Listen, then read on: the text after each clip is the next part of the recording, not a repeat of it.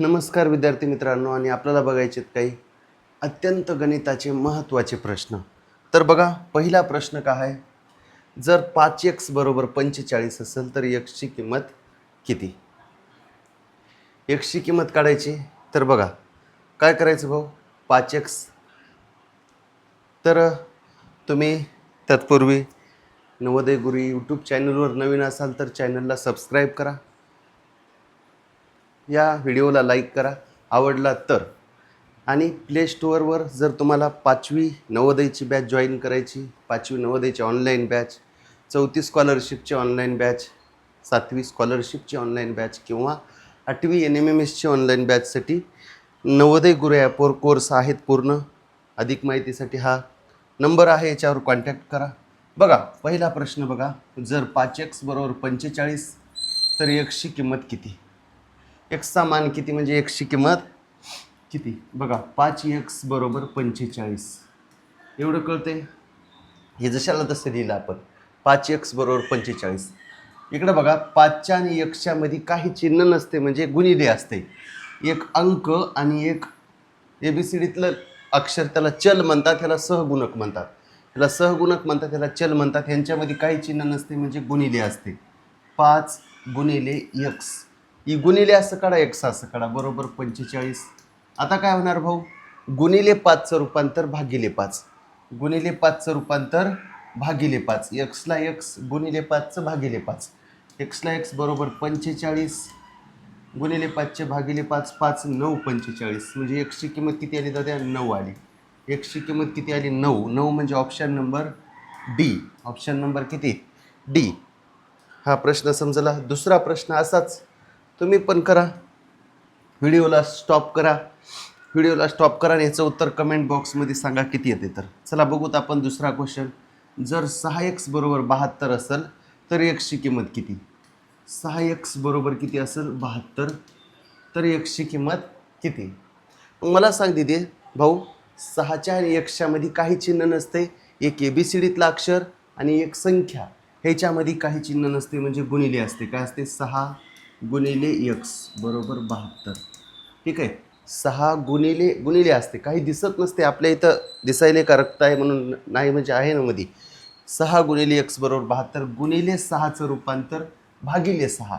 x जशाला तशी बरोबर जशाला तशी, x जशाला तसं बरोबर 72 जशाला तसं, गुणिले 6चं भागिले 6.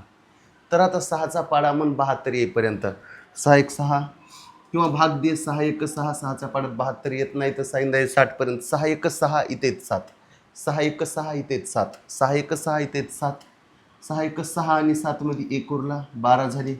6 2 12, म्हणजे एक्सची किंमत किती आली दाद्या दिदी? 12 आली. एक्सची किंमत किती आली? 12, म्हणजे ऑप्शन नंबर हे पण डीचा आहे. आलं का? आलं तर लाईक करा. आलं बाबा आमचं, ठीक आहे, ओके ओके म्हणा. त्याच्यानंतर असलाच हा तिसरा प्रश्न आहे दिदे. तिसरा प्रश्न हे कोणाला येते बघूयात. असलाच प्रश्न तिसरा आहे बघा. जर 8x बरोबर 56 असेल तर एक्सची किंमत किती किंवा एक्सचा मान किती? 8x बरोबर 56, मी जशाला तसं लिहून घेतलं बघा. 8x बरोबर 56 आहे ना, 8x बरोबर 56. इथं 8च्या आणि 1च्या मध्ये काही चिन्ह नसते, म्हणजे गुणिले असते. 8च्या आणि 1च्या मध्ये काही चिन्ह नसते, म्हणजे गुणिले असते, बरोबर 56. काही नाही, एक ABCDतला अक्षर आणि एक संख्या, यांच्यामध्ये काही चिन्ह नसते, म्हणजे गुणिले असते. तर त्या काही दिसत नसते, म्हणजे गुणिले. 8 गुणिले x बरोबर 56. आता गुणिले 8चं रूपांतर भागिले 8. x जशाला तसं एक्सची किंमत काढायची, बरोबर जशाला तसे 56 जशाला तसे, गुणिले 8चं रूपांतर भागिले 8, गुणिले 8चं रूपांतर भागिले 8. x 8चा पाडा म्हणा 56 येईपर्यंत. 8 1 8 8 2 16 8 3 24 8 34 8 45 8 6 8 4 3 7 56, 8 7 56, म्हणजे एक्सची किंमत किती आली? 7. ऑप्शन नंबर बी. कळालं का भाऊ? हे 3 प्रश्न सगळ्यांना कळाले का? नंतरचा प्रश्न बघ, धारकतेचं एकक काय? धारकतेचे एकक काय? धारकतेचे एकक तुम्हाला माहिती आहे. धारकतेचे एकक काय? तर धारकतेचं एकक हे लिटर आहे ना. धारकता म्हणजे पातळ पदार्थ. धारकता म्हणजे काय? पातळ पदार्थ. आणि पातळ पदार्थ कशात मोजतात? लिटरमध्ये मोजतात. पातळ पदार्थ कशात मोजतात? लिटरमध्ये मोजतात. त्याच्यानंतर बघ, नंतरचा बघ, 2.5 डझन म्हणजे किती वस्तू? अडीच डझनमध्ये किती वस्तू असतात?